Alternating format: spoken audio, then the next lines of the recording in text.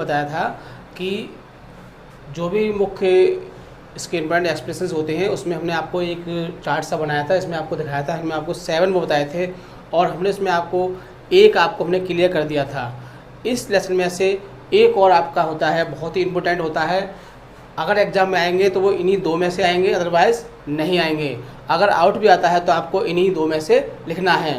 पिछले वाले जो आपका एक्सप्रेशन था वो ऊपर के 4 के लिए है और जो वाला है ये नीचे के 3 के लिए है, जो हमने आपको पहले लिखाया था। अब हमने इसको एक और लिखाया है, एक हम पहले आपको लिखा चुके हैं। इसके बाद अगला नेक्स्ट है, लेसन का नाम वही है, a girl with a basket. Writer है William C Douglas. Passage for expression. इसमें देखो ये बहुत ही इम्पोर्टेंट एक्सप्रेशन है जिसको आपको लर्न करना है। इसके बाद इसके जो भी शॉर्ट क्वेश्चंस हैं, वोकैबुलरी है, वो भी सब कुछ आपको कराया जाएगा। फर्स्ट ऑफ ऑल आप इसे समझिए, इसके बाद आपको बताते हैं। ये है द पीपल डॉट डॉट इसके और इसका लास्ट का वर्ड है फॉर इंडिपेंडेंस।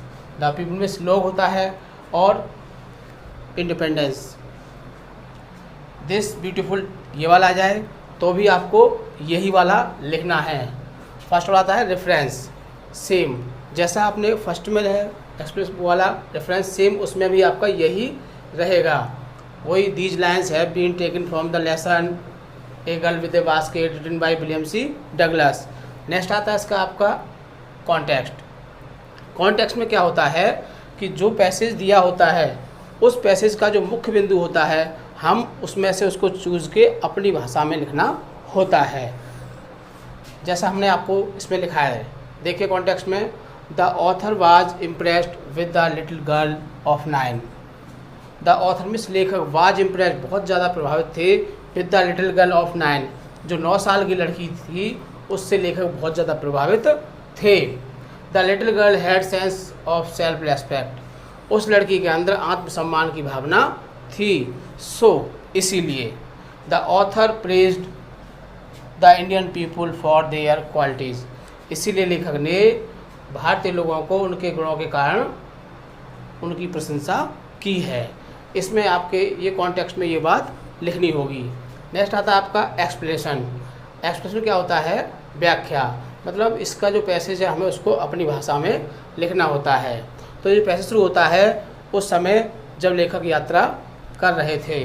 तो during the time of his visit, अपनी यात्रा के समय लेखक जब यात्रा कर रहे थे तो during the time of his visit, अपनी यात्रा के समय, the author so the village, लेखक ने क्या देखे? गांव देखे। He also so the educated officer, और पढ़े लिखे अधिकारी भी देखे।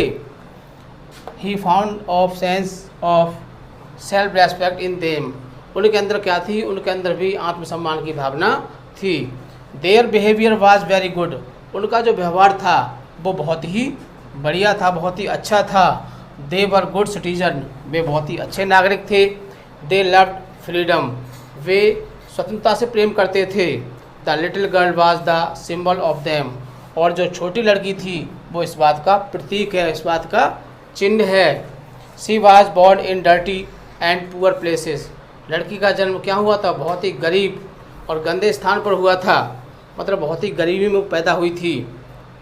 हर फैमिली वाज ऑल्सो पुअर, और उसका परिवार भी कैसा था? परिवार भी बहुत गरीब था। शी वाज अनएजुकेटेड, वह पढ़ी लिखी नहीं थी, वह बिल्कुल पढ़ी लिखी नहीं थी, निरक्षर थी, अनएजुकेटेड थी। She had no knowledge of grammar, उसको ग्रामर का भी बिल्कुल ज्ञान नहीं था। She had sense of self respect, इसमें थोड़ा सा आपका रह गया है, उसको हम ऊपर लिख के समझाएंगे। Yet she had sense of self-respect. Yet she had sense of self-respect. यदि कि उसके अंदर क्या थी? आत्मसम्मान की भावना थी। Thus we can say, इस प्रकार हम कह सकते हैं, that कि she was woman soul of India. इसीलिए हम कह सकते हैं कि वह भारत की एक महिला के रूप में एक आत्मा थी। इस प्रकार ये आपका एक्सप्लेनेशन हो गया कंप्लीट।